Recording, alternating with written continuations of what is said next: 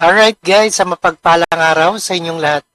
At magkakaroon na muli ng biyahe sa ruta ng Naga to Legazpi at vice versa ang Philippine National Railways o PNR.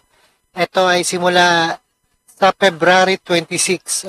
Mapapadali na tayo pagpunta ng Bicol ha.